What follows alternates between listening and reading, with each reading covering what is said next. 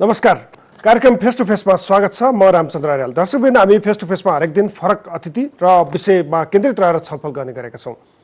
आज हामी खास गरी सरकारले ल्याएको नीति तथा कार्यक्रममै केन्द्रित रहेर कुराकानी गर्दैछौँ र सँगसँगै वैकल्पिक राजनीतिक शक्तिहरू हराइरहेका बेलामा स्वतन्त्र उम्मेदवारहरू जसरी विभिन्न देशका मुख्य मुख्य सहरहरूमा विजयी भएर आएका छन्, यसले चाहिँ देशको आर्थिक नीति खास गरी दलहरूले अवलम्बन गरेको नीति प्रति जनताको यो आक्रोश हो या स्वतन्त्र व्यक्तिहरूको आगमनको सन्देश के हो, यो विषयमा पनि केन्द्रित रहेर छलफल गर्छौँ। मूलतः आज हामी सरकारले ल्याएको नीति तथा कार्यक्रममै केन्द्रित रहेर छलफल गर्ने तयारीमा छौँ र खास गरी सरकारले ल्याएको नीति तथा कार्यक्रममा देशको अर्थतन्त्र सुधारका लागि, कमजोर अवस्थामा पुगेको अर्थतन्त्र सुधारका लागि के सकारात्मक कोणहरू यसमा छन्, के सकारात्मक विषयहरू राखिएका छन्, साथसाथै नेपालको विकासमा महत्त्वपूर्ण हुने भनिएको पर्यटन क्षेत्रलाई नीति कार्यक्रमले कतिको छोयो त, यो विषयमा केन्द्रित रहेर छलफल गर्छौँ। छलफलका लागि हामीले निम्ताएका छौँ त्रिभुवन विश्वविद्यालयका सहप्राध्यापक अर्थशास्त्री डाक्टर रेशम थापा, त्यसै गरी पर्यटन व्यवसायी ठमेल पर्यटन विकास परिषदका उपाध्यक्ष समेत हुनुहुन्छ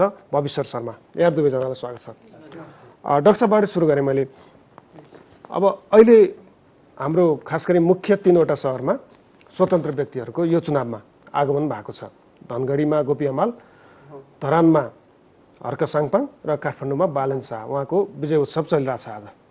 यो राजनीतिक दल हैन, दलको चाहिँ हरेक वडासम्म सङ्गठन हुन्छ हैन, उनीहरू आफ्नो तरिकाले चाहिँ मतदाताकोमा गइराखेका छन्, तर पनि पार्टीको विकल्पमा स्वतन्त्र उम्मेदवारहरू आइराखेका छन्। अब हामी अर्थतन्त्रको विषयमा छलफल गर्दैछौँ। यो आर्थिक कोणबाट हेर्दाखेरि खास गरी स्वतन्त्र उम्मेदवारहरू विजयी हुनुको कारण कस्तो भने दलहरूले अवलम्बन गरेको आर्थिक नीतिमा जनताको असहमति हो, यो भन्नु मिल्छ? एकदम मजाले मिल्छ। यसलाई एक शब्द थप्न चाहेँ मैले, एउटा एङ्गल थप्न चाहेँ। जस्तै प्रत्यक्ष अप्रत्यक्ष दुई तरिकाले सत्ता चलाइन्छ। एउटा जसरी अहिले बजेट, अहिले कार्यक्रम आयो, बजेट आयो, त्यसलाई चाहिँ अफिसियली अथवा औपचारिक रूपमा त्यसलाई चाहिँ जनताको घर आँगन पुर्याउने एउटा सिस्टममा जान्छ। ती मेयरहरूसम्म पुगे, वडाध्यक्षसम्म पुगे, त्यो औपचारिक सत्ता भयो होइन। अनि सत्ता अनौपचारिक पनि चल्छ। अनौपचारिक भनेको राजनीतिक पार्टी कसरी चल्छन्, राजनीतिक पार्टीले अरू समाजसँग कसरी अन्तर्घुलन गर्छन् भनेको। जस्तै मान्छे लगाउने फेसन 5 वर्षमा चेन्ज हुन्छ भनिन्छ होइन। मान्छेको सोचाइ अरू उमेरवाला जेनेरेसन 10 वर्षमा परिवर्तन हुन्छ भनिन्छ। इन्भेस्टमेन्टवाला जेनेरेसन 21 वर्षमा चेन्ज हुन्छ भनिन्छ नि। भनेको समाज त तपाईँ हामीले रोकिन्न नि, आफ्नो तरिकाले एउटा 5 वर्ष साइकल छ, हो परिवर्तन भइरहेछ हो। त्यसलाई प्रत्यक्ष सत्ताले पनि ट्यापअप गर्न जानेन भनेको। हाम्रो सत्ता जुन चलिरहेको हामीलाई परम्परागत औपचारिक सत्ताले पनि जानेन। अनि अनौपचारिकवाला सत्ता जुन पार्टी राजनीतिवाला सत्ताले पनि त्यसलाई ट्यापअप गर्न नजानेपछि यो त हुनु नै थियो। तर यो कसरी आयो भन्दा चाहिँ चुनावको बेलामा अलि एकदम फरक तरिकाले आयो। यो चाहिँ एकदम छोटोमा भन्दा तपाईँले भनेको कुरा आर्थिक नीति अथवा विकास डेलिभर गर्न नसकेको, सामान्य विकासका आयोजनाहरू पनि डेलिभर गर्न नसकेको औपचारिक सत्ताको फेला र अनौपचारिक रूपमा पार्टीहरूले यो जनभावना बुझ्न नसकेर युवाहरूको जनभावना बुझ्न नसकेको भनेर जनता र राजनीति गर्ने व्यक्तिहरूको बीचको खाडलका कारण उहाँहरूको भयो। एकदम शर्माजी, तपाईँले चाहिँ यसलाई कसरी हेर्नु भएको छ? तपाईँ ठमेलमा बसेर व्यवसाय गरिरहनु भएको छ होइन, पर्यटनको प्रवर्धनको काम गरिरहनु भएको छ। वैकल्पिक व्यक्तिहरू, खास गरी स्वतन्त्र व्यक्तिहरू यसरी ठुला सहरहरूमा, तपाईँले जहाँ काम गर्दै हुनुहुन्छ त्यही सहरको नेतृत्वमा स्वतन्त्र व्यक्ति आएका छन्। यो स्वतन्त्र व्यक्ति आउनुको अर्थ तपाईँलाई के जस्तो लाग्छ? यो त सबैभन्दा पहिला हजुरको जनताले राजनीतिक पार्टीप्रति हेर्ने दृष्टिकोण र उनीहरूले गरेको व्यवहारका आधारमा जनताले उनीहरूप्रतिको वितृष्णाको उपज हो भन्ने मलाई लाग्छ। र जनताले पटक पटक राजनीतिक दलका घोषणापत्रहरू, नीति तथा कार्यक्रमहरू जब चाहिँ राष्ट्रिय रूपमा इलेक्सनमा यिनीहरू जान्छन् तब जनतालाई चाहिँ कसरी हामीले भरमा पार्न सकिन्छ भनेर विभिन्न अस्त्रहरू यिनीहरूले फाल्थे। र 48 सालदेखि प्रत्यक्ष अप्रत्यक्ष र 62-63 पछि त प्रत्यक्ष रूपमा नै राजनीतिक दलहरूले नेपालको राज्य सत्ता चलाएको अवस्था छ। र यो बिचमा जुन 2 पटकसम्म यिनीहरू स्थानीय निकायदेखि सङ्घीय चुनावसम्म राजनीतिक दलहरूले जुन घोषणापत्रहरू जनता समक्ष लगे र त्यसका आधारमा जनताले यिनीहरूलाई कहिले कुन पार्टी र कहिले कुन पार्टी गरेर चुनेर पठाए। र त्यो कार्य अवधि सिद्धिँदाखेरि जनताले कुनै पनि अनुभूति गरेनन्। देशमा महँगीले चरम बिन्दुमा पुग्यो र सामान्य जनताले तपाईँको 2 छाक खानलाई पनि गाह्रो अवस्था भयो। जुन शिक्षित युवाहरू सबै विदेशमा पलायन भए र स्वदेशमा बस्ने वातावरण देखेनन्।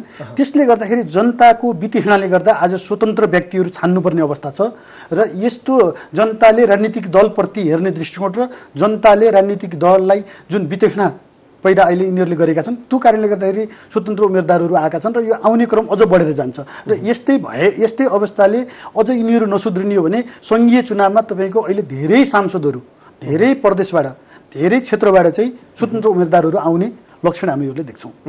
जस्तो डाक्टर साहब यसरी स्वतन्त्र व्यक्तिहरू आइरहँदाखेरि होइन आउने लक्षण देखिन्छ भनेर उहाँले भन्नुभयो, त्यो लक्षण देखिएको छ भनेर विभिन्न अनुमानहरू पनि भएका छन्। यसरी आइरहँदाखेरि एउटा व्यक्ति सांसद भएर एउटा व्यक्ति मेयर भएर आउनु र संस्थागत रूपमा राजनीतिक दल आउनु, त्यसले यो विकासमा र विकासको लागि समन्वयमा भनौँ न मेयरको भूमिकामा उहाँ हुँदाखेरि उहाँको अपोजिसनमा ठुलो शक्ति छ त्यहाँ होइन, कार्यपालिका हुन्छ, सङ्गठित शक्ति छ, त्यो शक्तिलाई उहाँले चाहिँ नियन्त्रणमा राख्न सक्नुहुन्छ। अब यसलाई यसरी बुझ्नुपर्छ होला हामीले चाहिँ, जस्तै अब यस्तो आकलन नगरौँ कि भोलि मेजोरिटी स्वतन्त्रले जित्छ, मेजोरिटी सांसद स्वतन्त्र हुन्छन्, मेजोरिटी पालिका मेजोरिटीमा जान्छ भन्ने होइन। पार्टी सिस्टममा त्यो सङ्केत के हुन्छ यसमा भन्दाखेरि चाहिँ तपाईँ चाहिँ यो 5 वर्ष यी अरू धेरैले जितेका छन् है, 14-15 ठाउँमा जितेका छन् सदस्यहरू छन्। यसलाई हामीले 3टा मेयरको मात्रै कुन नाम लिइरहेका छौँ, अरूमा नाइन्साफी नहोस्, हामी सबैलाई रेस्पेक्ट गर्दै जति पनि स्वतन्त्र जित्नेहरूले ठुलो सङ्ख्या भइरहँदा अघिल्लोचोटि चुनावमा भन्दा अहिले बढिरहँदाखेरि यसको प्रत्यक्ष एउटा स्वतन्त्र उम्मेदवार स्वतन्त्र मेयर आएर काठमाडौँमा भवसागर काम गरिदिनु भन्दा ठुलो अर्थ अहिले के लाग्छ भन्दा चाहिँ त्यो जसलाई आफूलाई सङ्गठित ठान्ने राजनीतिक शक्तिहरू रले सोच्न बाध्य हुन्छ, उनीहरू चाहिँ सुध्रिन बाध्य हुन्छन्, सुध्रिन्छन्। र फेरि यसको सबभन्दा अर्को फेरि 2 नम्बरमा मलाई लाग्छ यसको ठुलो अर्थ कहाँ लाग्छ भन्दा चाहिँ मान्छेहरूले पार्टीको झन्डा, चुनाव चिन्ह अथवा आफ्नो पार्टीलाई चाहिँ एकदम गायत्री मन्त्र भन्दा पनि ठुलो ठानेर जसरी मुठी बाँधेर बसेको अवस्थामा चाहिँ यो क्रस भोट गर्ने चालचलन अथवा आफू एक ठाउँमा पार्टीमा रहँदै पनि मेरो पार्टी सदस्य हुँदा पनि घर परिवार एक ठाउँमा रहँदै पनि स्वतन्त्र व्यक्तिलाई दिनुपर्छ है भनेर जुन चाहिँ प्र्याक्टिकली भन्नु एउटा कुरा हो, साँच्चै छाप हानेको हो नि त, गनियो नि त, देखियो नि त त्यहाँ भनेपछि यो 2 नम्बर अर्थ लाग्छ। किन भन्दा समाजमा जब भोट स्विङ डेमोक्रेसी अथवा भोट बेस्ड डेमोक्रेसीमा विश्वास गरिसकेपछि जब क्रस भोटिङ हुँदैन भने त्यो बेलामा चाहिँ कहिले पनि अर्को एजेन्डा अथवा ठिक एजेन्डा बेटिक एजेन्डा बिचको त्यो करेक्सन मेकानिजम फेल हुन्छ। त्यो कारणले 2 नम्बरमा चाहिँ क्रस भोटिङ गर्नुपर्छ, गर्दा केही बिग्रिँदैन, पहाड खस्दैन, आकाश खस्दैन भन्ने कुरा इस्टाब्लिस भयो भने 3 नम्बरमा यी व्यक्तिहरूलाई सम्भवतः खराब काम गर्नको लागि आफ्ना वडा अध्यक्षदेखि आफ्ना ठेकदारदेखि आफ्ना तत्ततका माताहतका त्यो भातृ सङ्गठनहरूलाई खुसी पार्नुपर्ने लफडा नभएको हुनाले त्यो लफडा नभएपछि उसले नराम्रो काम पनि गर्नु परेन, कसैलाई फेभर गर्नु परेन, नपरेको हुनाले राम्रो पो हुन्छ कि। त्यो कारणले 3 नम्बरमा म चाहिँ राम्रो काम गर्छ भनेर आशावादी छु। 2 नम्बरमा यिनीहरूले क्रस भोट गर्न सिकायो, गजबको कुरो हो। र 1 नम्बरमा अरू पार्टीलाई सोध्न बाध्य हुन्छन्, हेर्दै जानु होला अर्को पटक युवा खोजिन्छ, अनटेस्टेड खोजिन्छ अथवा क्लिन खोजिन्छ। यसले यति ठुलो प्रभाव पार्नेवाला छ। सम्भवतः अबको सरले भन्नुभएको जस्तो अबको संसदीय निर्वाचनमै पनि यसको छाया देखिएला, होइन भने अब आउने अर्को स्थानीय निर्वाचनमा त अहिलेका जितेका स्वतन्त्रहरूले भवसागर काम गरून् नगरून् तर चाहिँ अरू पार्टीहरू चाहिँ त्यो उम्मेदवार उठाउने बेलामा चाहिँ सोच्न बाध्य चाहिँ हुन्छ। त्यो कारणले यसको चाहिँ म उत्साहित छु म त एक प्रकार। ठिक छ, अब हामी एजेन्डामा केन्द्रित हौँ है। अब जस्तो सरकारले नीति तथा कार्यक्रम ल्यायो, अब पर्सि बजेट ल्याउँदैछ होइन, आइतबार बजेट आउँदैछ। यो नीति तथा कार्यक्रमले अब आउने बजेटको जुन तयारी भइरहेछ अर्थ मन्त्रालयमा निकै व्यस्त छन्। अब तपाईँ के अनुमान गर्नुभएको छ, यो नीति कार्यक्रममा आधारित भएर बजेट आउला वा बजेट पहिले तयारी भएर यो बिरालो बाँध्ने प्रचलन स्वरूप यो कार्यक्रम ल्याइएको हो? अब यसरी भनौँ, यसलाई 2 पाटो सुरुमै नेगेटिभ नगरौँ, यसका के राम्रो पाटो पनिबाट सुरु गरौँ। मैले यसपटक चाहिँ मैले हेरेकोमा यो 145वटा पोइन्ट मध्येमा चाहिँ मैले ओभरअल समरीको रूपमा मैले भन्दाखेरि चाहिँ राम्रो देखेको के हो अहिलेको नीति तथा कार्यक्रमको भन्दा भन्नको लागि गरिन्छ गरिँदैन हेरौँला नि त, एकै हप्तामा थाहा हुन्छ। तर भन्नको लागि चाहिँ योजना ब्याङ्कमा नभएका, योजना आयोगले भेरिफाई नगरेका अथवा कुनै पूर्व तयारी नभएका आयोजनाहरूमा बजेट हालिने छैन भनेर त लेखेको छ नि त। हालिन्छ कि हालिन्न त एक हप्तापछि तपाईँहरूमा छलफल गरौँला नि होइन।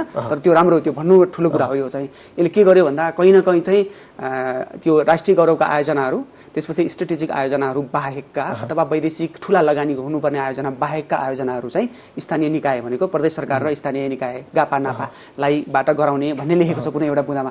त्यो चाहिँ पोहोर परारको 4वटा नीति तथा कार्यक्रम आयो नि त गणतन्त्र आएपछि, अफिसियल गणतन्त्र आएपछि भने त्यसरी भनिन्थेन। तर अहिले भनियो भनेपछि इसेन्समा भित्रैबाट चाहिँ कहीँ न कहीँ अधिकार प्रत्यायोजनको सुरुवात गर्यो, यसले सोचियो कमसेकम गर्दै गर्दैन अझै हेर्न बाँकी छ। कमसेकम संघीयतालाई आत्मसात गरेको देखियो, यो संघीयता बाध्यताले स्वीकारे भन्ने कुनै राजनीतिक पार्टीहरू छन्, अहिले पनि बाध्यताले स्वीकारे भन्छ नि ठुला पार्टीले, तर पनि यिनीहरूले भित्रबाट आत्मसात गरेको देखियो भने केही अब यो राष्ट्रिय हाम्रो समस्या पऱ्यो नि, 4-5 समस्याहरू छन् हाम्रोमा। यो ट्रेडसँग सम्बन्धित त्यो चाहिँ अब बिओपी बिग्रेको समस्या, त्यसपछि यो 4-5 प्रमुख समस्याहरूलाई कहीँ न कहीँ एड्रेस गर्ने, त्यो बुँदामा अलिकति एकदम जार्गन मात्रै के शब्दको लागि शब्द होला, नमिलेको होला, दोहोरिएको होला, तर ती राष्ट्रिय समस्याहरूलाई कहीँ न कहीँ जोड्न खोजेको भन्ने भान पर्छ कि पुरै पर्दा 16 डोले देखिन्छ होइन। त्यो चाहिँ पोजिटिभ पक्ष हो अहिलेको नीति तथा कार्यक्रमको। तर त्यहाँभित्र अब यसभित्र कस्तो छ भन्दा चाहिँ अब त्यो भनिए तापनि अब कस्तो गोलमोटम कुरा गरियो भन्दा चाहिँ जस्तै हामी जनसङ्ख्याको हिसाबले पनि सानो देश होइनौँ, हामी आज कृषिमा आधारित देश बनाएको छौँ होइन। अब हामी चाहिँ डाइरेक्ट 1 वर्षभित्र 2 वर्षभित्र सस्तो मल ल्याउँछु, आपूर्ति गर्छु भनेर लेखेको छ कि एउटा मलखात बनाउँछु, एउटा चाहिँ फर्टिलाइजर इन्डस्ट्री खोल्छु भनिदिएको भए सारा कृषिको सौखुन माफ हुन्थ्यो नि त। भनेको ठ्याक्कै हुन सक्ने गर्न सक्ने कुरो नगर्ने, गोलमोटम कुरा गरिरहने त्यो चाहिँ नेगेटिभ पक्ष लाग्यो मलाई।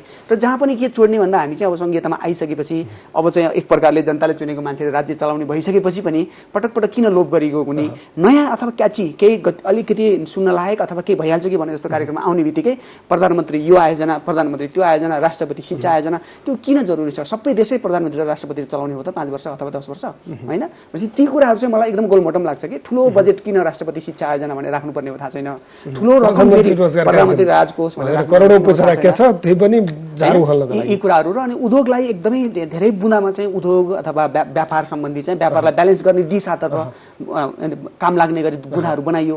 तर बुँदा बनाइरहँदाखेरि चाहिँ हामीले चाहिँ त्यो अझै पनि त्यो ठ्याक्कै काम हुने तरिकाको भोलि बजेटमै कार्यक्रम पर्यो भने पनि तपाईँ हामीले चाहिँ यो स्पेसल इकोनोमिक जोन भनेर धेरै ठाउँमा बनायौँ, अब भैरवाको त अलि अगाडि बढिसक्यो, त्यो नै भाडामा जाँदैन कि स्पेसल इकोनोमिक जोन नै चलाउन सक्दैनौँ हामीले भने यी कुराहरू चाहिँ एकदम यो अलि झारा टारिएको हो कि भन्ने केही नेगेटिभ बुँदाहरू छन्। र अन्तिममा मैले के भन्न चाहेँ भन्दा चाहिँ त्यो जस्तै अब बजेट लगभग राजस्व नै हामीले 1350 अर्ब जति त उठेको छ नि त, त्यो मध्ये 200 अर्ब जति मात्रै जाने हो नि त रकमान्तर भएर स्थानीय निकाय, तर लगभग 1000 देखि 1100 अर्ब शुद्ध उठेको कर, शुद्ध उठेको राजस्वले छ नि त हामीसँग ठुलो रकम हो यो भनिएको 1700-1800 अर्ब जतिको बजेट भए तापनि 13-14 अर्ब त छ। त्यति नै पैसाबाट पनि गतिलै काम गर्न सकिन्थ्यो कि हामी चाहिँ त्यसमा विश्वास गरेर ठ्याक्कै हुने कुरा नगरेर गोलमोटम नै भयो अहिले पनि। र पहिलोचोटि पढेकालाई गजब लाग्छ, जाँचमै लेखेर फर्स्ट डिभिजनै आउला जस्तो, त्यसपछि बोरपारा एउटा दुईटा पढेकोलाई पनि छ है कुरा भने जस्तो लाग्छ। हामीले केही वर्ष भयो नि त स्थानीय नीति कार्यक्रम पढेको, त्यो तपाईँ मलाई लाग्छ स्याम्पलिङ गरेर 2 वर्ष बिराएर 10 वर्षमा 5 वटा ल्याएर पढ्नु भयो भने यसको 75% कुराहरू तिनै हुन्छन् कि त्यो अर्थमा उस्तै देखिन्छ। शर्माजी जस्तो अब अहिलेको अवस्थामा जसरी तपाईँहरू कोरोना महामारीको सङ्कटका बेलामा निकै ठुलो अप्ठ्यारोमा पर्नुभयो, सबैभन्दा प्रभावित बनेको व्यवसाय भनेको तपाईँहरूको व्यवसाय हो होइन। अब कोरोना महामारीपछि अर्थतन्त्रको पुनरुत्थानको चाहिँ बहस चलिराखेको अवस्था छ। अब यो आगामी वर्षको बजेटमा के विषयलाई प्राथमिकतामा राख्नुपर्छ जस्तो लाग्छ तपाईँहरूलाई? सबैभन्दा पहिला त अहिलेको जुन नीति तथा कार्यक्रम जुन हिसाबले आइरहेछ, यो नीति तथा कार्यक्रमबाट हामीले चाहिँ बजेट नआएसम्म, जस्तै डाक्टर साहबले भने जस्तै, र बजेट आइसकेपछि पनि त्यसको मौद्रिक नीति नआएसम्म हामीले चाहिँ यसलाई यसरी नै लानु पर्छ र यस्तो सरकारले यस्तो नीति तथा कार्यक्रम ल्याएर यसलाई कार्यान्वयन गर्छ भनेर भन्न सक्ने अवस्था छैन।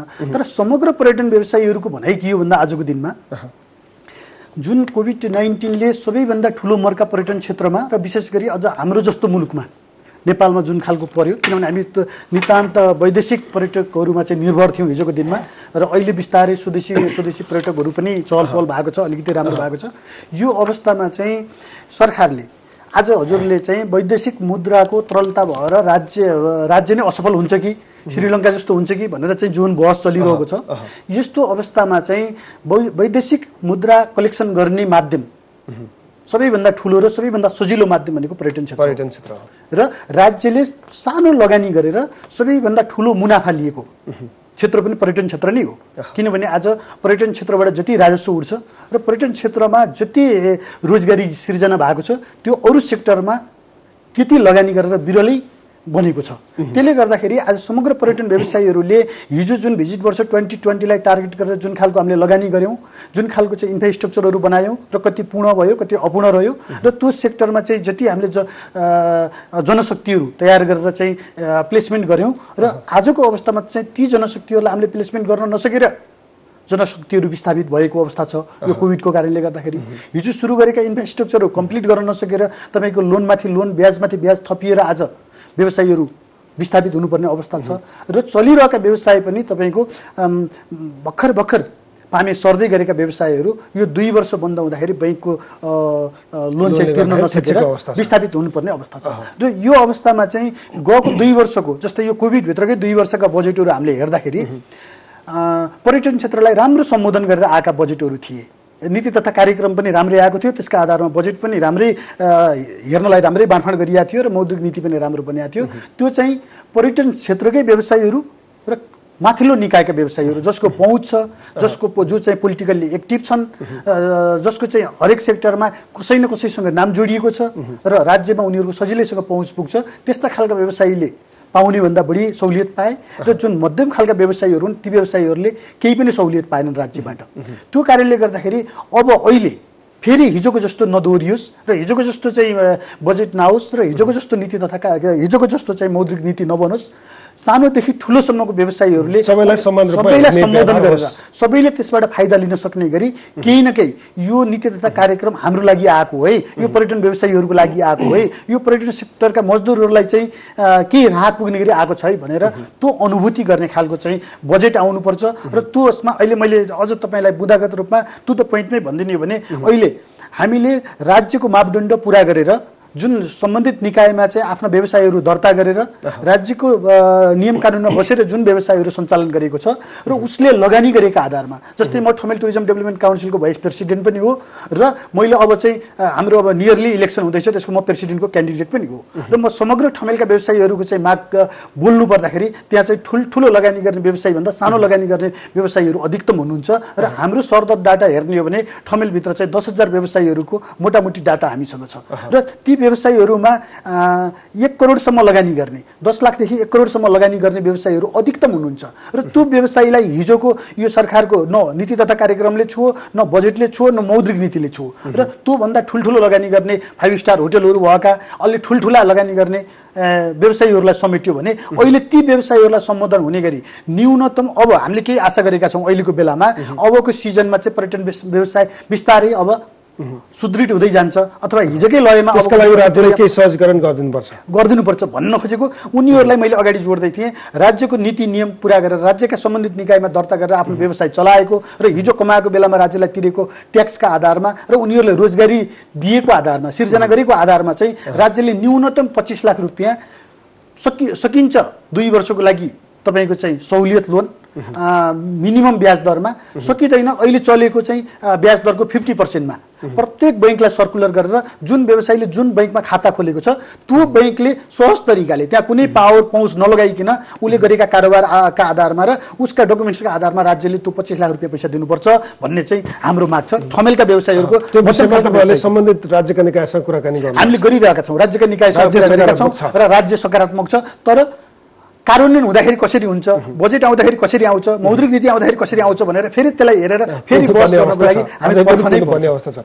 डाक्टर साहब जस्तो अब बजेट आउँदैछ होइन, अब यो चुनावको वर्ष छ, यो वर्ष अस्ति चुनाव सक्यौँ, अब मङ्सिर बढीमा फागुन संघीय र प्रादेशिक प्रदेशको चुनाव गर्नुपर्ने छ। सरकारले बजेट केन्द्रित चुनाव केन्द्रित बजेट बनाउँदैछ होइन।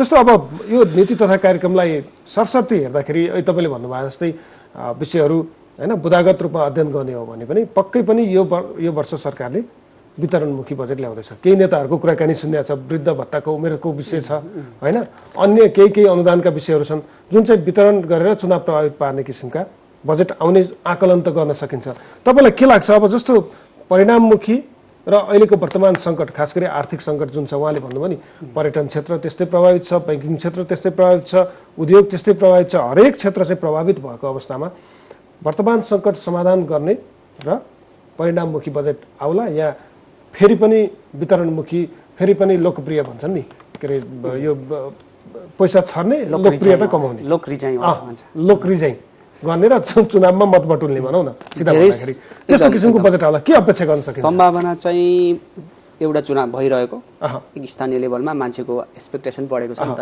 यही सरकारप्रति उनीहरूलाई अलिकति सम्बोधन गरे जस्तो गर्नुपर्ने त्यसपछि अब आउने चुनावमा अलिकति फकाउनै पर्ने हुनाले यो पक्का पनि लोक रिजाइवालै आउँछ जो भए पनि आउँथ्यो तर त्यो भित्र लोक रिजाइ पनि कति भन्ने कुरा हुन्छ कि त्यो भित्र चाहिँ तपाईँको अब हाम्रो जुन प्राकृतिक स्रोत तथा यो फिजिकल कमिसनले एउटा सिलिङ दिन्छ नि सिलिङ दिँदाखेरि 1745 अर्बको एउटा सिलिङ दिएको छ होइन त्यो आफैमा 35% जति हो अब के भनेको छ भन्दा चाहिँ अब ऋण चाहिँ 266 अर्बको ऋण दिन सक्छौ आन्तरिक 228 अर्ब चाहिँ बाह्य ऋण लिन सक्छौ अनि 51 अर्ब बराबरको अनुदान लिन सक्छौ यो भित्रभित्र यो सबै जोडिसक्दा 1995 1895 अर्ब हुन जान्छ त्यो भनेको आफैमा 38-39% हुनेवाला जीडीपीको अहिलेको जीडीपीको त झन् 40 काट्छ हैन अब हुनेवाला जीडीपी अब यो वर्षमा जुन एउटा जीडीपी यति होला भनिएको छ नि त 48 अर्ब जति अथवा 48 खर्ब जति जीडीपी हुन्छ भनिएको छ त्यसको 30 देखि 35% भित्रभित्र भनेर दिएको होला 30% जति भयो हुँदा ठिकै हुन्छ है समस्या हुँदैन भन्ने एउटा रफ क्याल्कुलेसन छ कि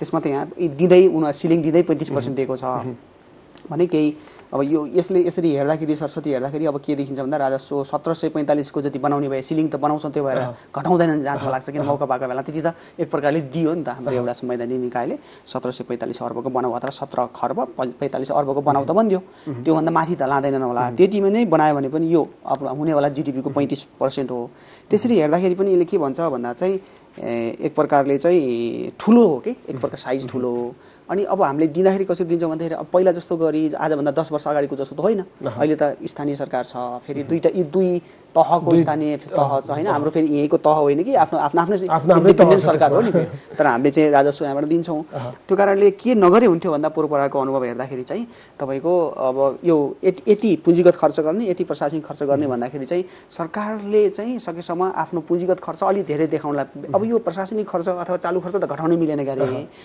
थोरै पैसा त हामीले लिएको ऋण तिर्ने पनि ऋणको तिर्नै पर्यो त्यो त हामीले नभन्नै सक्दैनौँ हाम्रो यो प्रशासन पुलिस प्रशासनदेखि लिएर प्रशासनिक काम पनि चलाउनै पर्यो त्यो पनि घटाउने सम्भावना छैन बरु तलब पो बढ्ला कि उस्तै परे होइन भने त्यो कारणले अब के हुने त भन्दा चाहिँ पुँजीगत खर्च अलिकति धेरै देखाउनलाई पनि माथि रेन्ज लगाएपछि त धेरै हो यहाँनिर चाहिँ के मैले सोचिरहेको थिएँ पूर्वदेखि नै यो बजेटको बेला हेर्दाखेरि भन्दा चाहिँ यो खर्च त पहिला जस्तो गरी केन्द्र सरकारले मात्रै गर्ने पुँजीगत खर्च होइन नि त मानम रफली केन्द्र सरकारले जम्मा 20% मात्रै पुँजीगत खर्च गर्यो 80% चाहिँ प्रशासनिक खर्च गर्यो भन्ने प्रशासनिक खर्च भनेर हुँदैन नि यो त अब त अहिलेको जमानामा गर्न सकिन्थ्यो मोरलेस रफली पुरै ठ्याक्कै अङ्क आउन 1-2 महिना लाग्ला होइन अहिले पनि अरू बाँकी रहेका 7 प्रदेश सरकारहरूले पनि त बजेट ल्याउँछ नि त तत्कालै त्यो बजेटमा त फेरि धेरै जस्तो कहाँ जान्छ फेरि यहाँबाट पैसा जान्छ केन्द्रबाट अलिकति पैसा जान्छ होइन त्यो 200 अर्ब जतिको 7 प्रदेशलाई बाँडिन्छ त्यो पैसा फेरि के गरिन्छ फेरि विकास आयोजनामै लगाइन्छ त्यो पनि त फेरि पुँजीगत खर्चमा लगाइन्छ नि त भनेको प्रदेश सरकारले लगाएको पनि त आखिर देशकै पैसा हो नि त त्यो हिसाबले एउटा रफली क्याल्कुलेट गरेर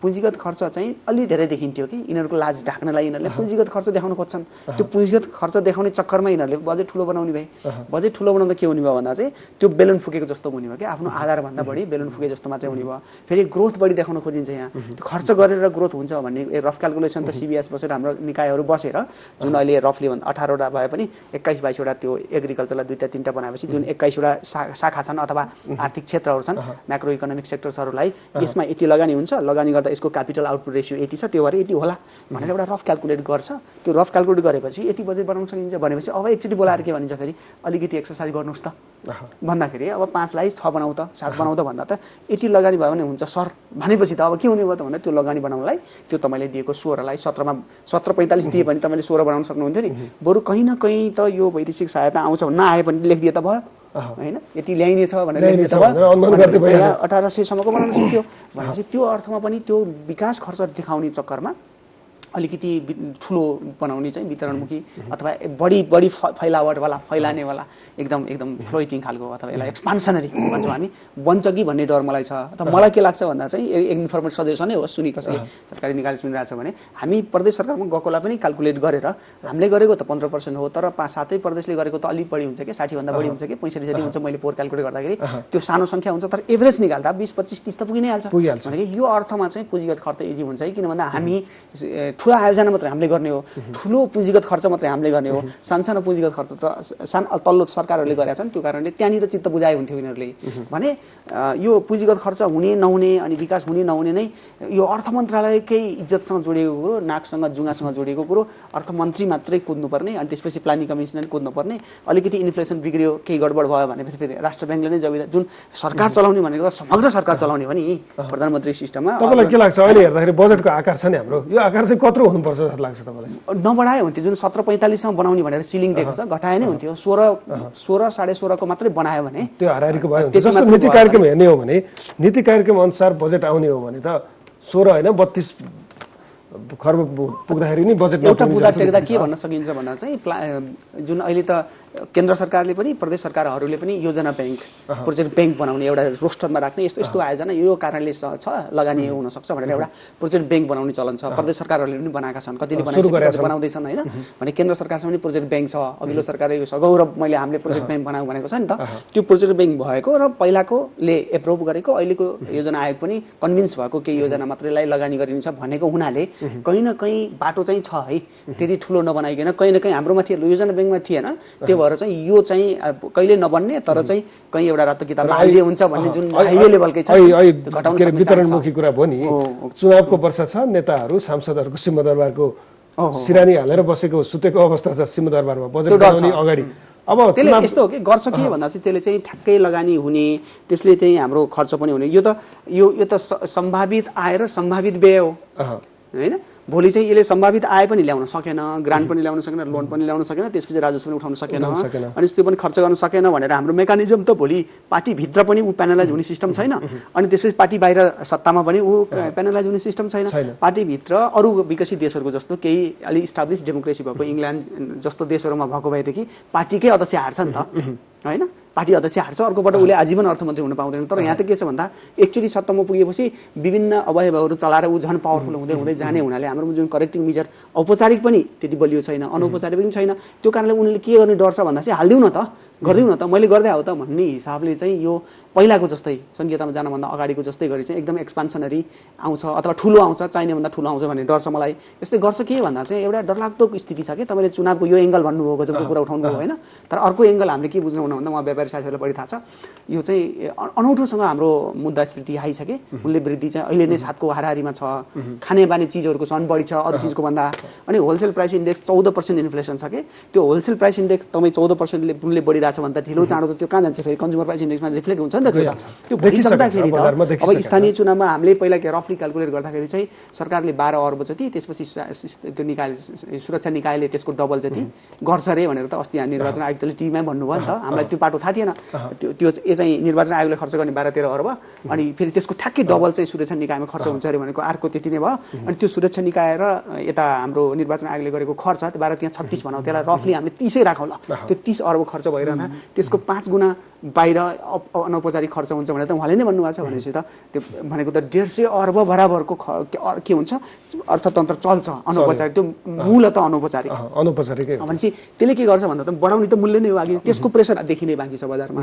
र 6 महिनापछि फेरि तपाईँले चुनाव गर्दाखेरि चाहिँ डर के हुन्छ भन्दा चाहिँ एउटा ठुलो इन्फ्लेसन हुने, अनि त्यो ठुलो इन्फ्लेसन केले गर्छ त भन्दा हामीले अहिले चुनावमुखी बजेट बनाइदिने, त्यसको कारणले अर्को चुनाव पनि हुने, चुनावले त फेरि जति नै खर्च अथवा योभन्दा बढी खर्च अर्को चुनावले गराउँछ। एउटै आर्थिक वर्षभित्र दुई पटक त्यो ठुलो खर्च हुँदाखेरि त जुन दसैँ तिहारमा एउटा खर्च हुन्छ भन्छ, यो वर्ष त हामीलाई 3टा दसैँ आउनेवाला छ नि त, खर्चको हिसाबले जसले मूल्यलाई माथि उठाउँछ, मूल्य वृद्धिलाई माथि उठाउँछ, त्यसको हिसाबले त हाम्रो त 3टा दसैँ हुने भयो, यो एउटा दसैँ हुने भयो, दसैँ त आउँछ नै आउँछ होइन, मङ्सिर मार्चको दसैँ आउँछ हुनाले मूल्य के हुने भयो माथि जाने भयो र यसले यो डबल डिजिट 2 अङ्कको जान्छ नि, 10% भएको सम्भवतः 10 अङ्कको मेरो लाइफकालमा तपाईँ हाम्रो जीवनकालमा एकचोटि भएको थियो कुनै बेला, एकचोटि नेगेटिभ भएको थियो सम्भवतः 75 तिर एकचोटि, 32-33 सालतिर, नत्र भने नेगेटिभ कहिले पनि भएको छैन। पोजिटिभ हुनैपर्छ, नेगेटिभ भयो भने त्यो क्यापिटल फर्मेसन हुँदैन कि, भनेपछि पोजिटिभ हुनैपर्छ। जिडिपी ग्रोथको नजिक हाम्रो 7% ग्रोथ गऱ्यो भने 6% भयो भने गजब हुन्छ क्या, अनि 6% जिडिपी ग्रो गऱ्यो भने 5% इन्फ्लेसन भयो भने त्यसले उहाँहरू जस्तो व्यापारीलाई त फेरि उक्साउँछ नि त, फेरि हौसाउँछ।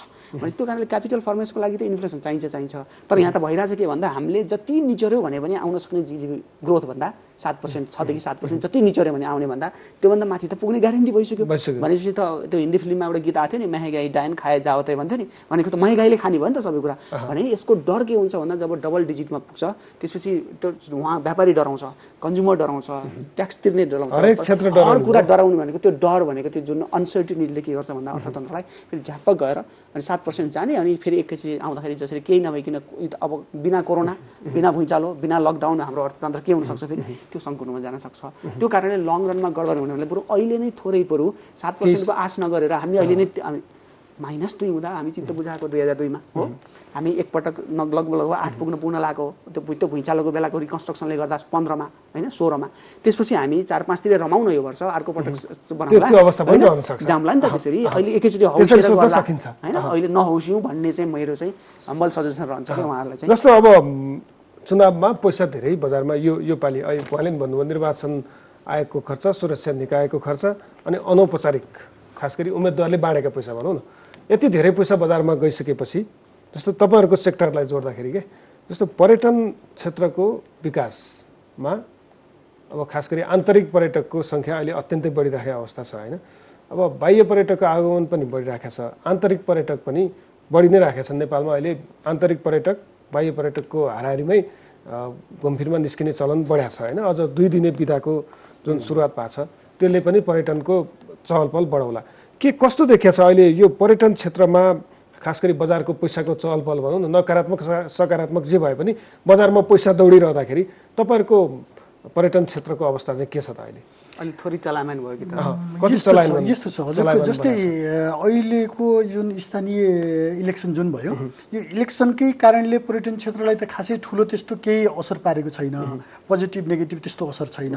जस्तै अब हजुरको लास्ट टाइम चाहिँ नेपाली काङ्ग्रेसको महाधिवेशन काठमाडौँमा भयो, त्यसले चाहिँ अधिकांश नेपाल अधिराज्यभरिका मान्छेहरू चाहिँ काठमाडौँमा चाहिँ सक्रिय कार्यकर्ताहरू उनीहरू त काठमाडौँमा आए नि त। त्यतिखेर काठमाडौँको होटेलहरू खचाखच थिए हैन, त्यसले केही प्रभाव पार्यो। तर स्थानीय चुनाव भनेको कस्तो भयो भन्दा यो चाहिँ विकेन्द्रित देशभरि हुने कुरा भयो एउटा। अनि दोस्रो चाहिँ के भयो भन्दाखेरि यिनीहरूको चलखेल पैसाको चलखेल कहाँ भयो भन्दा व्यावसायिक स्पोर्टमा नभएर चाहिँ उनीहरू तपाईँको अनौपचारिक रूपमा व्यक्ति टु हुने भयो हैन। त्यसले गर्दाखेरि यसले त्यति धेरै ठुलो प्रभाव पारेको छैन। तर समस्या कहाँनिर हो भन्दाखेरि यत्रो ठुलो पैसा किन चलखेल हुन्छ भन्ने आजको मेजर क्वेसन हो क्या हजुरको हैन। जस्तै हजुरले भनेका हरेक क्वेसनसँग एउटाले अर्कालाई लिङ्कअप गर्छ। आज स्वतन्त्र उम्मेदवारहरू किन आए त? बालन शाहले 1 रुपैयाँ पैसा खर्च नगरिकन त्यत्रो अत्याधिक बहुमतले चुनाव जित्ने, म सिद्धाउँछु नगर्ने र त्यही उहाँकै प्रतिद्वन्द्वीले अर्को 10औं करोड पैसा खर्च गर्दाखेरि पनि चुनाव नजित्ने परिस्थिति कसरी आयो त भन्ने कुरा आज हामीले मूल्याङ्कन गर्नुपर्ने जरुरी छ। किनभने सङ्गठित र 24 घण्टे भोलन्टियर कार्यकर्ताले आज चाहिँ उसलाई बालन शाहलाई भोट दिया त होइन र ती कार्यकर्ता कति रहेछन् र न्युट्रल मान्छे चाहिँ कति रहेछन् जसले राजनीतिक पार्टीप्रतिको वितृष्णा पुग्न चाहने कति रहेछन् भनेर आज चाहिँ पोलिटिकल पार्टीले इन जनरल हामी सबैले मूल्याङ्कन गर्नुपर्ने जरुरी छ। र यो चाहिँ हिजो मैले के काम गरेँ, एउटा कार्यकालमा म चाहिँ कुनै पोस्टमा गइसकेपछि मैले के काम गरेँ भनेर त्यो कामको समीक्षा गरेर त्यो कामलाई देखाएर चाहिँ भोट माग्नुपर्ने बेलामा माग्नुपर्ने हो नि त खास गरी त। तर उनीहरूले हिजो मैले कति कमाएर अब आउने चुनावमा मैले कति करोड खर्च गरेर जित्ने भनेर चाहिँ जुन यिनीहरूले चाहिँ जुन अनौपचारिक पैसाको जुन मुभमेन्टहरू जसरी बनाए त्यो चाहिँ एकदमै गलत हो र त्यो चाहिँ हामी सबैको लागि गलत हो। त्यसले अर्थतन्त्रलाई न सपोर्ट पुर्याउँछ न कुनै व्यावसायिक हिसाबले व्यवसायलाई सपोर्ट पुर्याउँछ र त्यस्तो गरिनु हुँदैन एउटा। दोस्रो कुरा चाहिँ अब पर्यटन क्षेत्रलाई हामीले अहिले यो जुन 2 दिन बिदा दिने भनेको छ यसले अब अरू सेक्टरलाई कति असर पर्छ त्यो फरक पाटो भयो हैन। त्यसले चाहिँ अब सर्भिस डेलिभरीका कुराहरू छन् यहाँ हैन। हामी चाहिँ 7 दिनमा 6 दिन सर्भिस डेलिभरी गर्दाखेरि त जनताले सर्भिस नपाएर तपाईको क्यूमा बसेर लुटिएका अवस्थाहरू छन्। अब 5 दिन सर्भिस दिँदाखेरि के हुन्छ? अब मनै लाएर चाहिँ तपाईको अनेस्टली सर्भिस दिने भने त 3 दिन दिए पनि पुग्छ। यहाँ के सर्भिस छ र? अब अहिले मलाई चाहिँ अलिकति भन्न मन लागेको कुरा अगाडि हजुरले हाम्रो डाक्टर साहबलाई सोध्नु भएको थियो बहुमत संगठित पार्टीका उम्मेदवारहरूको छ। एकजना प्रतिनिधिले चुनाव जित्यो। एक्जाम्पल म काठमाडौँमा भएको हुनाले बालन शाहकै कुरा गरौँ। बालन शाहले चुनाव जित्यो, काठमाडौँ महानगरपालिकाको मेयर भयो र अब बहुमत त अरू पार्टीका क्यान्डिडेटहरू छन् नि त। अब बालन शाहले के गर्छ त? उसले काम गर्न सक्छ सक्दैन?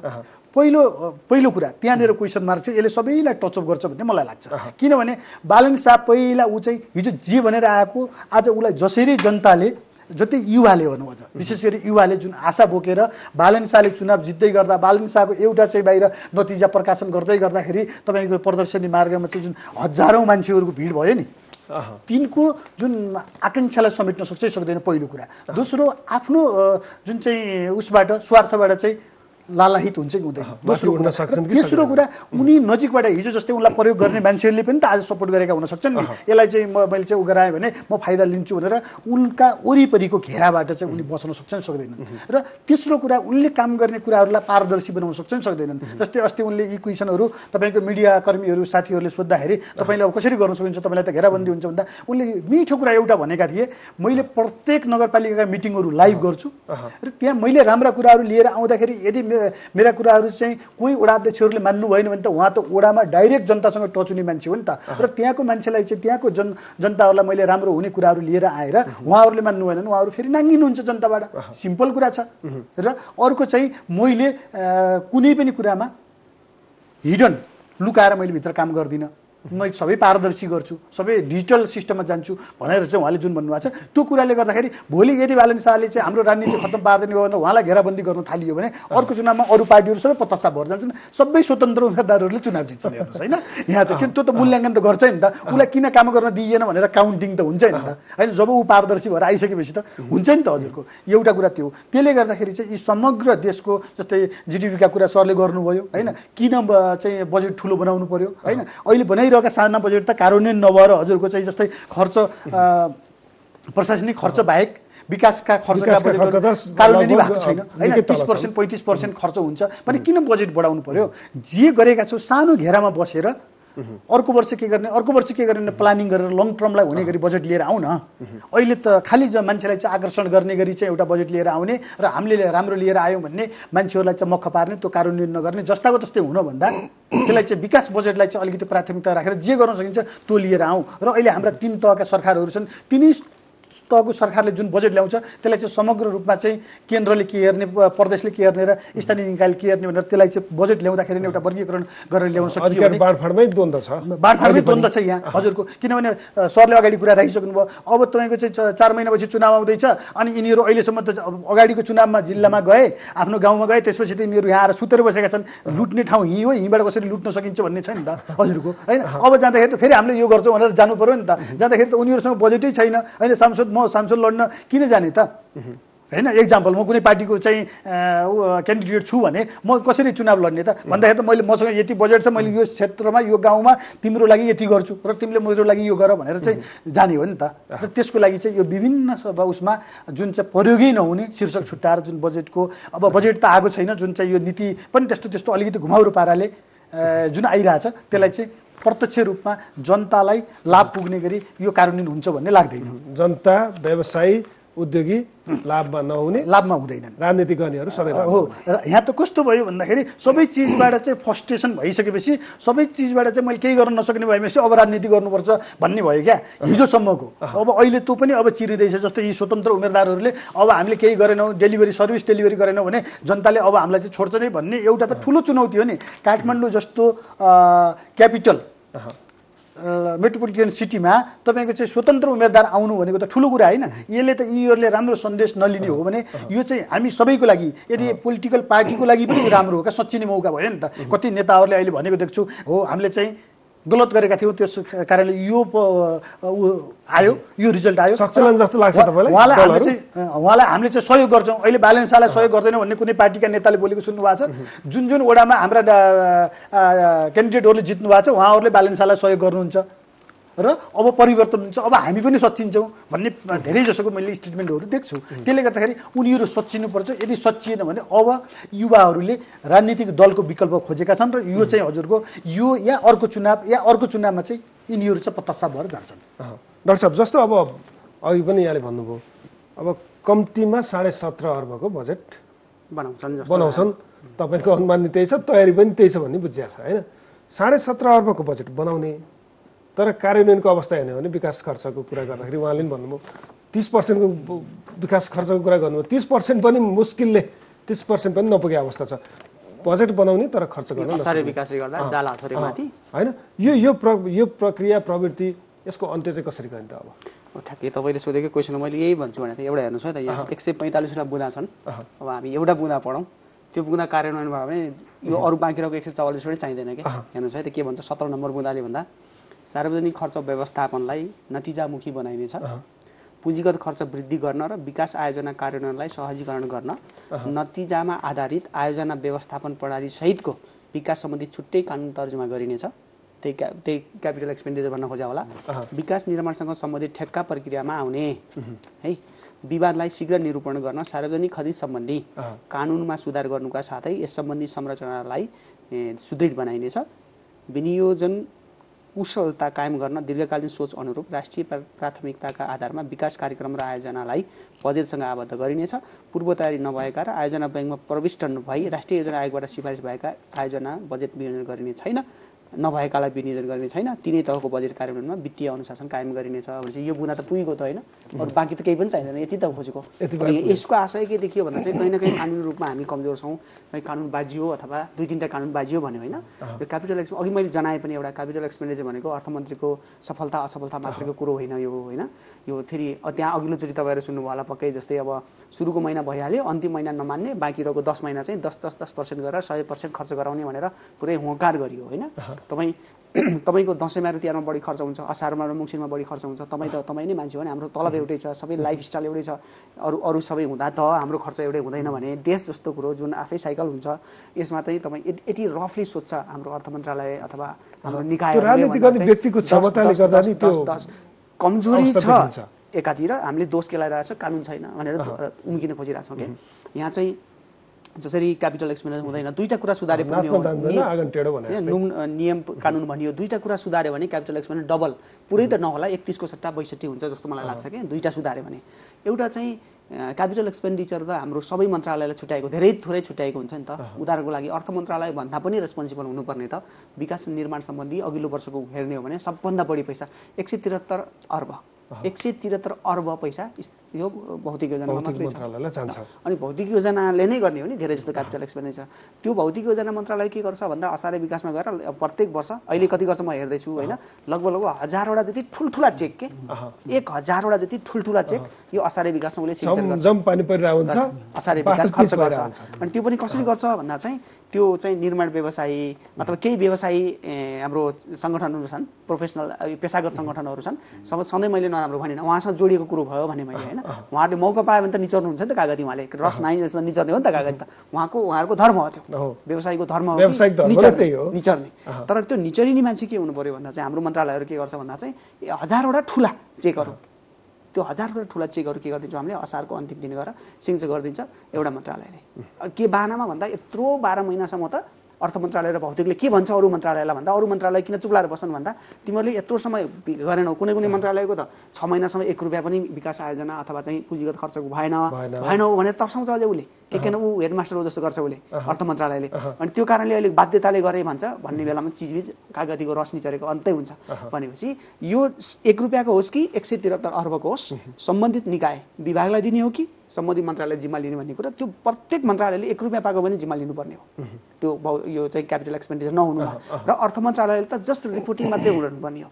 कुन मन्त्रालयले कति दिए रिपोर्टिङ मात्रै क्याबिनेटमा फ्राइडे वगेर सायद रिपोर्टिङ गर्नुपर्ने हो। यहाँ के हुन्छ भन्दा अर्थ मन्त्रालयले खर्च गर्ने त होइन नि, अर्थ मन्त्रालय मैले दिएको जस्तो गर्छ क्या हाम्रोमा। यहाँको पनि फेरि प्रदेशको अर्थ मन्त्रालय त्यस्तै देखियो, अनि उताको त्यो अधिकृत त्यो गाउँपालिका नगरपालिका अधिकृत पनि त्यही छ पारा। उनीहरू त मेसेन्जर मात्रै हो नि, तपाईँले चाहिँ काम भयो कि भने निकाय मेसेन्जर मात्रै नभएर हाम्रो के गरिरहेछौँ हामी भन्दा चाहिँ मैले त कसरी तँलाई बजेट एउटा मन्त्रीले अर्को मन्त्रीलाई फर्मल औपचारिक अनौपचारिक मिटिङ तँलाई बजेट दिन्न भनेको देखिन्छ नि त। त्यो छ कि वातावरण हाम्रो शैली त्यो छ। अनि दोष केलाई लगाइरहेछौँ भन्दा कानुनलाई दोष लगाइरहेछौँ भनेपछि हेर्नुहोस् है त। त्यो एउटा उदाहरण मैले अस्ति एउटा टिभीमा भने हामी सब रिङ रोड हामी हिँडेका छौँ होला फर इक्जाम्पल, पक्कै रिङ रोड हिँडेका छौँ बल्लुखुदेखि कलङ्कीदेखि उहाँसम्म होइन, कलङ्कीदेखि कोटेश्वर त बाइकमा गाडीमा हिँडेका छौँ हामी। जब बल्खुको पुल काटेर जब ललितपुरपट्टि लागिन्छ त्यही चाइनिजले बनाएको त्यही नेपालीको बाटो, त्यही बाटो चिटिक्क छ, रुख बिरुवा छ, कहीँ पनि त्यो निर्माणमा घर जग्गा सम्बन्धी विवाद छैन, राम्रो बनेन, स्काई ब्रिज बनेन मानिदिउँला त्यसलाई, तर कहीँ खाली छ त अब कन्स्ट्रक्सन गर्न। तर बल्खुबाट कलङ्कीपट्टि लाग्नुहोस् त्यो काठमाडौँ हो, त्यो त्यो काठमाडौँ हो र कीर्तिपुर र काठमाडौँको दुईटा मेयरसँग जोडिन्छ त्यो कुरा। फेरि फरक फरक होइन पार्टी पनि हेर्नुहोस्, आफै इमेजिन गर्नुहोस्, हारे तिनीहरूले जो युद्धग्रस्त थियो तर भर्खर या त मिसाइल खसेको होला जस्तो त्यो परीक्षा नियन्त्रण कार्यालय निर यो पहिलाको एमाले पार्टी कार्यालय निर जानुहोस् त। अहिलेलाई कलङ्कीसम्म भनौँ न, किन अर्को त सेकेन्ड फेज हो, यो त फर्स्ट फेज हो नि। बल्खु कलङ्कीको अन्डरपासदेखि एयरपोर्टको त्यो चोकसम्म त त्यो त फर्स्ट फेज हो ल। भनेपछि त्यो स्थानीय निकायले त्यो अरू विभिन्न सम्बन्धित निकायसँगको सहभागिता त्यो चाहिँ त्यो नेगोसिएसन अथवा त्यसलाई चाहिँ फेसिलिटेसन गरिदिँदा र नगरिदिँदा कति फरक। चिरीबाबुले फेसिलिटेसन गरिदिए, यताको बाटो अर्कै भयो। कसैले पनि भनेन, चिरीबाबुले पनि भोट माग्दा भन्न जानेनन् कि उनले फेसिलिटेट गरिदिए, त्यो चाइनिजको बाटो क्लिन छ, यतातिर फेसिलिटेट भएन, त्यहाँ हेर्नुहोस् त विवाद अहिलेसम्म। भनेपछि हाम्रो समस्या चाहिँ एक ठाउँमा छ, अब त्यसलाई यो खर्च हुनै नसक्ने दोष पनि किन अर्थमन्त्रीले भारी बोक्ने होला नि, मैले खर्च गर्न सकिनँ भनेर। अर्थमन्त्रीले खर्च गर्ने होइन नि, अर्थमन्त्रीले ठिकमा एलोकेट गर्ने हो। त्यो अन्तर्गतका निकायहरू छन्, प्रदेश कोलेनिका, अरू कोलेनिकाहरू छन्, केही जिल्लागत नचाहिँदा राख्नु भएको छ उहाँले। त कोलेनिका अन्तर्गत तपाईँले 3 महिना कुरेर अन्तिम दिनको सट्टा केही ग्यारेन्टीमा प्रदेश सरकार अथवा स्थानीय निकायको ग्यारेन्टीमा 3 महिना अगाडि पैसा पठाइदिनुहोस्, टाइममा पठाइदिनु सक्यो नि त अर्थमन्त्रीको काम त। तर यहाँ के हुन्छ भन्दा, मैले व्यक्ति भनिरहेको छैन, अर्थ मन्त्रालय जो आए पनि के गर्छ भन्दा चाहिँ मैले पो चलाएको हो त देश भने जस्तो गरी चाहिँ उहाँले गर्नुहुन्छ। त्यो समस्या यही भन्न खोजेको यही हो होइन। त्यो कारणले यो पुँजीगत खर्चमा चाहिँ उहाँहरूले चाहिँ केही इनोभेटिभ आइडिया, कुनै तरिका कसैले ठुलाइ नगर्ने, सबैको सहभागिता होइन सहमतिमा सहभागितामा नयाँ अलिकति मिलायो भनेदेखि पुँजीगत खर्च गर्न सकिन्छ होला यसलाई कार्यान्वयन गर्नलाई होइन।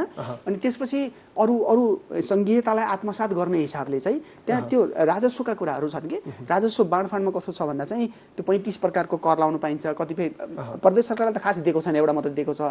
स्थानीय सरकारले उठाउँछ धेरै कर, केन्द्रले उठाउँछ धेरै कर। घर बहाल कर जसले जिम्मा पाएको छ त्यसलाई वैज्ञानिकरण मात्रै गर्न फेसिलिटेट गरिदिने हो भने केन्द्र सरकारले, राज्य सरकारले तपाईँको राजस्व त अहिले 1300 अर्ब छ, ऋण लिन नपर्नेमा त हामी 1 वर्षमा पुग्छौँ नि त। त्यो गर्ने ठाउँमा चाहिँ नगर्ने, इनोभेसन सानो कुरा गरे हुन्छ नि त, इनोभेसन गऱ्यो भनेदेखि त त्यो हुनसक्छ त भन्ने बेलामा के गर्ने, आर्मीको युनिभर्सिटी खोल्छु रे, यो खोल्छु रे, त्यो खोल्छु भन्ने, भएको युनिभर्सिटी नचलाउने, त्यसलाई प्रयोग नगर्ने, अर्को युनिभर्सिटी बहकिया छ त्यसलाई अब सम्हालेर आउला भन्ने आउँछ भन्ने आश गर्ने अब अन्तिममा छौँ हामी शर्माज्यू। जस्तो अब अन्तिममा छोटोमा तपाईँले भनिदिनुहोस्, अब पर्यटन क्षेत्रलाई साँच्चीकै चलायमान बनाउने र मुलुकको अर्थतन्त्रमा एउटा मेरुदण्ड हो है भनेर परिचित बनाउनको लागि होइन, यो पर्यटन क्षेत्रलाई सबैभन्दा सफल व्यावसायिक क्षेत्र हो भनेर भन्नको लागि सरकारले यो बजेटमा ठ्याक्कै के ल्याउनु पर्ला तपाईँले तोकेर भनिदिनुहोस्। सबभन्दा पहिला अहिले हामीले आन्तरिक पर्यटककै कुरा गरिरहेछौँ। जुन 2 दिन जुन सन्डे बिदा दिने भनेपछि 2 दिन बिदा भयो, यसलाई कार्यान्वयनमा लैजानको लागि र यसको प्रेसर पनि पर्यटकहरूबाट के अरे पर्यटन व्यवसायीहरूले नै सरकारलाई कम्तीमा चाहिँ यो कर्मचारीहरूलाई यो 2 दिनको बिदाको सुविधा दिइयो भने उनीहरू चाहिँ आन्तरिक पर्यटकको रूपमा चाहिँ एक ठाउँबाट अर्को ठाउँमा सहज तरिकाले जान सक्छन् भन्ने हाम्रो कुरा थियो र त्यसैलाई सम्बोधन गरेको हो भन्ने हामीले बुझिरहेका छौँ। त्यसलाई कार्यान्वयनमा लैजानको लागि जब उनीहरूलाई चाहिँ आन्तरिक पर्यटकहरूलाई देश भ्रमण भनेर लास्ट टाइमको बजेटमा एउटा कार्यक्रमै आइरहेको थियो, त्यसैको कन्टिन्युटी यो विभिन्न भाषामा आए पनि त्यो हो भन्ने मैले बुझ्छु। र त्यसलाई चाहिँ उनीहरू कुनै पनि कार्यालयले ऊ घुमेर आइसकेको बिल पेस गरिसकेपछि उसलाई त्यो फेसिलिटी दिनु पर्यो। नम्बर 1 त्यो चाहिँ सरकारी कर्मचारीदेखि प्राइभेट सेक्टरसम्म 2 दिन बिदा, त्यो बिदामा ऊ घुम्न गएकै हुनु पर्यो। र त्यसलाई चाहिँ जुन अहिले राज्यले जुन चाहिँ फेसिलिटेट गर्ने भनेर जुन एउटा बजेट चाहिँ गएको वर्षदेखि जुन लिएर आइरहेछ त्यसलाई चाहिँ त्यो बिल पेस गरिसकेपछि पाउने गरिदिनु पर्यो। आन्तरिक पर्यटन त्यो भयो भने एक खालको मुभमेन्ट हुन्छ, एउटा सजिलो हुन्छ एउटा। दोस्रो वैदेशिक फरेन पर्यटनहरू चाहिँ ल्याउनलाई, वैदेशिक पर्यटकहरू ल्याउनलाई चाहिँ के गर्नु पर्यो भन्दा सबभन्दा ल्यान्डिङ। अहिले नेपालको फ्लाइट यति महँगो छ हजुरको, यहाँ चाहिँ नेपालमा आउने टिकटले तपाईँको एसिया सबै घुमेर त्यो टुरिस्ट चाहिँ बजेट टुरिस्ट चाहिँ उसकै देशमा धनगढी जानुभन्दा दिल्ली जान सस्तो छ। दिल्ली जान होइन, त्यो डोमेस्टिकको कुरा भयो। इन्टरनेसनल पनि नेपालमा डाइरेक्ट आउने फ्लाइट एकदमै महँगो छ होइन। त्यो भएर अरू कन्ट्रीहरूले के गरेको छ त्यसको आधारमा फ्लाइट ल्यान्डिङ चार्ज लगाउनु पर्यो र विदेशबाट आउने पर्यटकहरूलाई अनलाइन अराइभल भिसा हुनु पर्यो। र हामी अहिले पनि पर्यटक नआउँदाखेरि पनि त हामीले 1 वर्ष त केही राजस्व सङ्कलन, 2 वर्ष त केही पनि सङ्कलन गर्न सकेनौँ नि त। र अर्को यो 2 वर्ष पर्यटक नआउँदाखेरि हामीले हाम्रा रोजगारीहरू कति गुमायौँ, हामीले यसमा लगानी गरेको कति डुब्यो। र अब अर्को 2 वर्ष हामीले यसलाई उत्थान गर्नको लागि राज्यले ट्याक्समा कम गर्नु पर्यो, ट्याक्स सङ्कलनमा कम गर्नु पर्यो भनेर कम्ती सक्छ भने फ्री भिसा गरिदिनु पर्यो, चार्जै लिनु भएन, फ्री भिसा गरिदिनु पर्यो, जसले गर्दाखेरि पर्यटन के अरे प्राइभेट सेक्टरबाट पर्यटन व्यवसायीहरूले चाहिँ हजुरको यसलाई प्रमोसन गर्छन्। यति गर्न सक्यो भने केही सुधार हुन्छ। यति गर्न सक्यो भने धेरै सुधार हुन्छ र नेपालमा पर्यटकहरू आउँछन्, रोजगारी सिर्जना हुन्छ, हिजोको लयमा पर्यटन क्षेत्र जान्छ। हस्, यहाँहरू दुवैजनालाई समय र समाजको लागि धन्यवाद। उहाँहरू हुनुहुन्थ्यो त्रिभुवन विश्वविद्यालयका प्राध्यापक अर्थशास्त्री डाक्टर रेशम थापा र ठमेल पर्यटन विकास परिषदका उपाध्यक्ष एवं पर्यटन व्यवसायी भविश्वर शर्मा। आज हामीले उहाँहरूसँग फेस टु फेसमा नेपालको बजेट जुन आउँदैछ यो बजेटमा सरकारले के विषय समावेश गर्नुपर्छ र जसरी सरकारको आर्थिक जुन बाटो छ, सरकारले लिइरहेको आर्थिक गतिविधिको जुन प्रक्रिया अपनाएको छ, यो प्रक्रियाका कारण देखिएको राजनीतिक अस्थिरता किन यसरी चाहिँ राजनीतिमा दलहरूका आर्थिक गतिविधिका कारण राजनीतिमा युवामा वितृष्णा देखियो र राजनीतिमा वैकल्पिक व्यक्तिहरूको पहिचान र खोजी किन हुन थाल्यो, यो विषयमा केन्द्रित रहेर छलफल गऱ्यौँ। आजलाई फेस टु फेस यति। हिमालय टेलिभिजन हेर्दै रहनुहोला। नमस्कार।